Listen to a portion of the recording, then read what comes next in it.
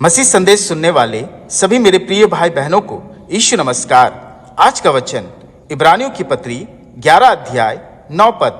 विश्वास ही से उसने प्रतिज्ञा किए हुए देश में, पराये देश में परदेशी के समान रहकर इसहाक और याकूब समेत जो उसके साथ उसी प्रतिज्ञा के वारिस थे, तंबुओं में वास किया।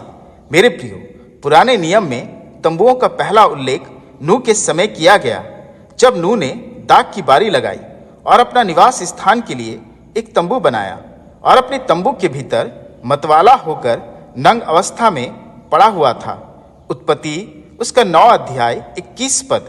नूह किसानी करने लगा, उसने दाख की बारी लगाई और वह दाख मधु पीकर मतवाला हुआ और अपने तंबू के भीतर नंगा हो गया। मेरे प्रियो, नूह का निवास स्थान तंबू में पाप हुआ, क्योंकि नूह के पुत्र हाम ने अपने पिता को नशे में चूर और नंगा देखा और नूह का श्राप उस तंबू से पोता कनान के लिए निकला।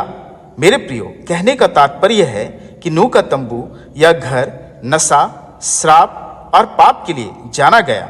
वैसे ही उत्पत्ति की पुस्तक 13 अध्याय 12 पद बताती है कि लूत ने सदोम के सामने अपना तंबू खड़ा किया।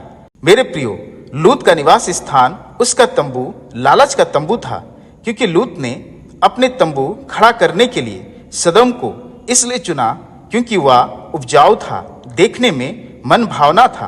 परंतु सदोम के लोग परमेश्वर के लेखे में बड़े दुष्ट और पापी थे, और बाइबल बताती है कि सदोम को बाद में परमेश्वर ने आग और गंधरस से नाश कर दिया और लूत का तंबू वहां से उखड़ गया।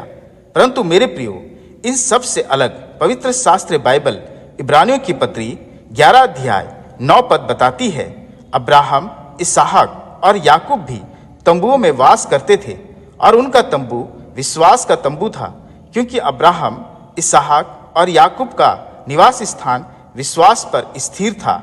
उनका तंबू अपने बुलाए जाने के विश्वास पर खड़ा था। अब्राहम, इसहाक और याकूब को किसी भूभाग, तंबू या जमीन का लालच नहीं था, बल्कि अपने परमेश्वर के कहे प्रतिज्ञा का लालच था, और इसी कारण उनका तंबू निवास स्थान हमेशा स्थिर और खड़ा रहा, क्योंकि उनका भरोसा तंबू पर नहीं बल्कि परमेश्वर पर था। मेरे प्रियो, इस भोर वचन हमसे पूछता है कि हमारा भरोसा अपने तंबू पर है या परमेश्वर की प्रतिज्ञा पर, क्योंकि हम अपने बड़े बड़े निवास स्थान पर भरोसा करते हैं। बड़े बड़े घर बनाकर हम सोचते हैं कि हम सुरक्षित हैं, तो हम गलत हैं। जगत में बना घर अस्थायी है और कभी भी उखड़ सकता है। मेरे प्रियो, अगर हमारे निवास स्थान पर यानी हमारे तंबुओं पर परमेश्वर की उपस्थिति नहीं, तो वह स्थिर नहीं रह सकता है। परमेश्वर का विश्वास ही हमारे तंबू को खड़ा रखता है। जैसे बुद्धिमान मनुष्य अपना घर चट्टान पर बनाता है और फिर आंधी आई, तूफान उठा, परंतु उसका घर स्थिर खड़ा रहा, वैसे ही हमारा जीवन और तंबू मसीह पर सुरक्षित है। परमेश्वर अपने वचन के द्वारा हम सबों को बहुतायत से आशीष दे। आमीन। आइए हम प्रार्थना करें। हे पिता, इस भोर के लिए तेरा धन्यवाद हो, आज के वचन के लिए तेरा धन्यवाद हो कि तूने हमारे निवास स्थान को उखड़ने नहीं देता है। मसीह में हमारा घर सुरक्षित है। हे पिता, हमारे विश्वास को बढ़ा कि हमारा तंबू भी स्थिर रहे, इस संसार के बुरे जालों से, पापों से, गुनाहों से, श्रापों से हमारा घर सुरक्षित रहे।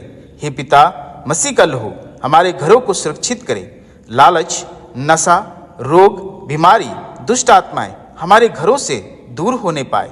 हे पिता, यीशु की उपस्थिति में हमारे बच्चे, बड़े बुजुर्ग, महिलाएं आशीषों को पाए।